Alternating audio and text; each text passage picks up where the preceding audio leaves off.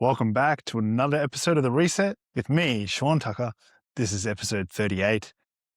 What if the change you were looking for didn't come from forcing it, but actually came from letting it happen? So you'll notice I'm a little bit of a different environment today. I'm actually in my kitchen and I've got some cooking to do. So I'm just going to cook and basically share my thoughts at the same time.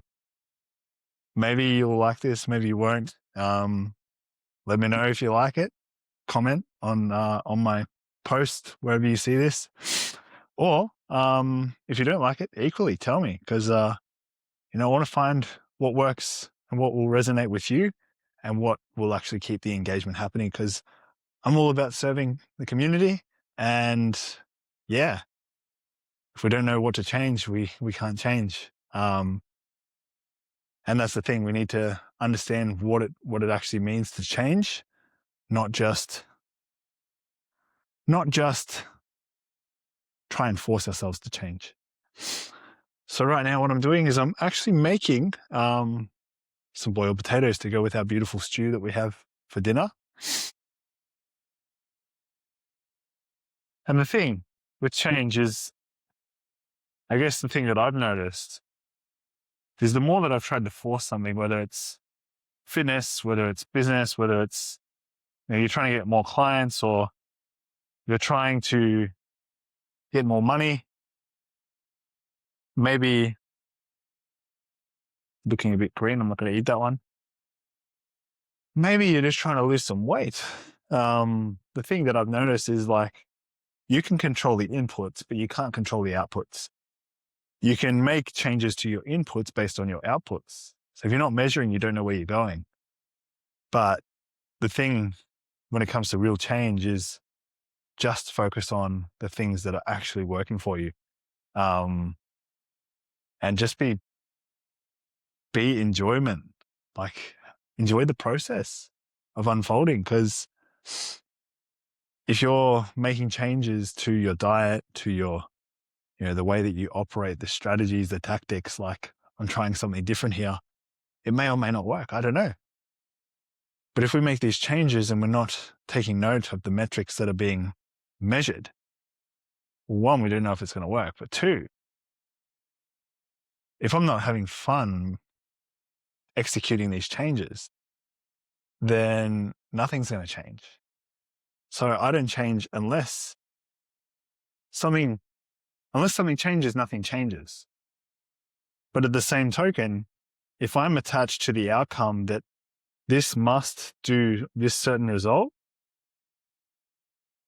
I'm going to hate it. I'm going to hate the process of it. And I'm actually not going to keep the result anyway. So what's really important is to enjoy the process of it. And for me, I actually really enjoy the process of cooking. I am a part-time stay-at-home dad, which means that I get to take care of my daughter one day a week. And the rest of the day, she's in childcare while I work on my business and serve clients and stuff. But the thing, is if we are resisting the change as well, it means that probably something is stuck in our identities. And I don't know where I'm going to go. I don't know where I'm going to go with this, but this is not a cooking show. This is me talking about change. And the more we try and force ourselves to change, the less likely it is to happen. And that is partly because the process of getting to where you want to go, if it's not enjoyable, well, you're going to undo it very quickly. Because that certainly was me. And if I look back in my own journey, when I first started training for my bodybuilding competition, I have a love for training and exercising. But the motivation for me to get into the most ridiculous shape in my life and be ready for a competition means that training was not really fun anymore. Sure, it was fun to see the results of the hard work that I was putting in, but it always comes at a cost. And when I rebounded straight after my competition from, what was I? I think I was 80 kilos to about, I think I gained close to 15 kilos back in about 2 or 3 weeks. If I look back at that moment, yeah, I felt good for about 2 weeks because I was ripped, I was lean, I was feeling good because I was back eating my full diet. I wasn't restricting myself like I was during my preparation. But the thing that gets me now is, I'm no longer looking like that. And even if I was able to sustain it, like I built the discipline for sustainable success, I think the life that I'd be living now would be very different. So I'm grateful that I had the experience to know what it takes to look a certain way. But I guess we all have our comforts. We all have our things that we do. And, for the longest time, I think I actually have and still have an undiagnosed eating disorder. I, I, I eat with my emotions. I think a lot of people do. And a lot of people hold shame. I know I was certainly holding shame around this. And so one of the things I've noticed is that when I get in these patterns, it's that shame and guilt cycle. You shouldn't do it, so you feel ashamed doing it. And then you go ahead and do it because it's like, well, I know how to get myself back into motivation. If I do something like that, I'll feel guilty and then I'll punish myself and I'll go and do the strict diet or enter the bodybuilding competition or whatever it is. We'll commit ourselves even harder. We need to punish ourselves even harder. But the thing I've learned only recently is when you can let go. And what I mean by that is intercept or probably collide with that pattern and change and rewire your mind to guilting yourself into back that cycle of shame is when you celebrate yourself for making a little bit of progress. Like I did the bodybuilding competition and I felt ashamed that I did it. Right? It doesn't make any sense. But it's like now I'm only starting to celebrate myself for how I handled myself, for how disciplined I was, for all of these things, for how hard I was on myself, right? I'm starting to actually love myself more because I was so hard on myself that I wasn't even good enough. I placed 5th on stage, but how many people and what's the percentage of people who can actually get that ridiculously cut to even get on stage? I didn't even get close to celebrating myself for that because I was too damn hard on myself to say that, well, I didn't win. So every place after first is last, right? So understanding what a broken mind does to your experience, it can really damage how you show up and how you are as a human being. And so don't mind me as I move in and out of shot, because I am, like I said, I'm in the middle of prepping my dinner and my family's dinner. So it's hard to say what the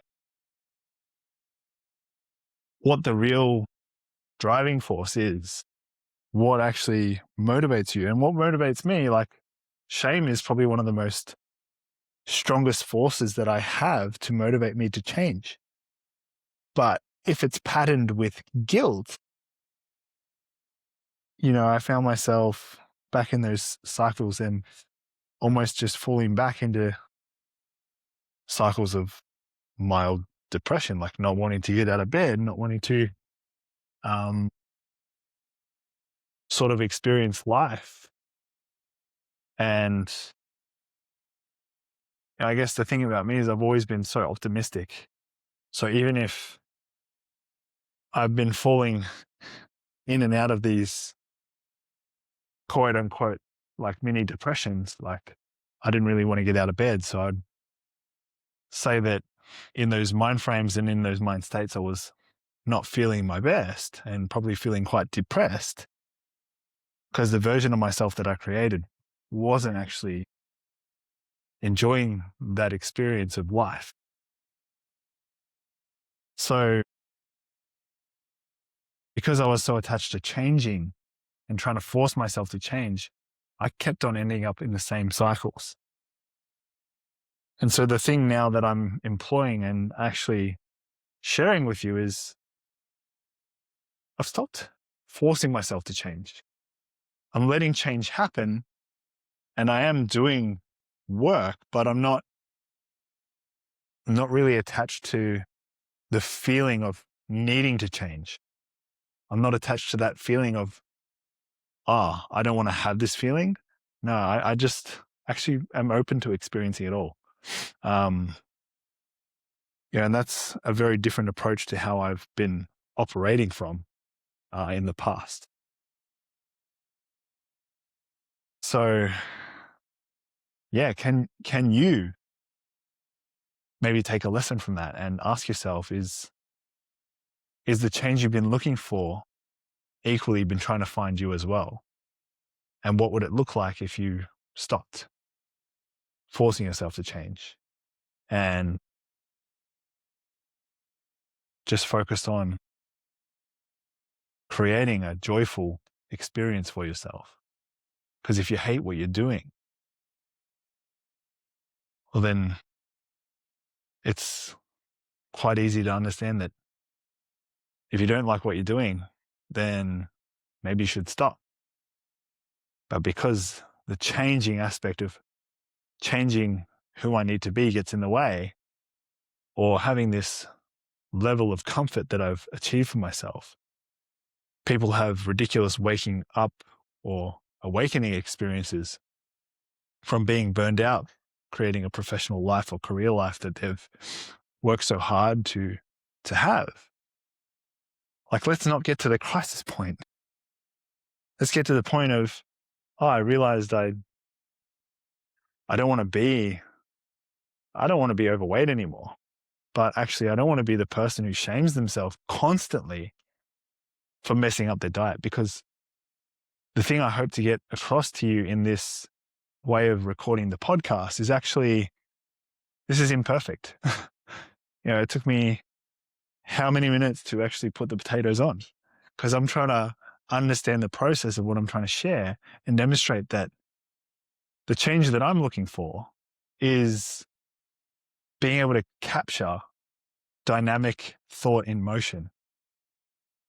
And for me to do that, I need to show how imperfect it is, because this process is not refined. This process is just me being me. So if you found value in today's episode, just share it with one person. I would appreciate that. And yeah, I look forward to seeing you in tomorrow's episode. Thanks for tuning in.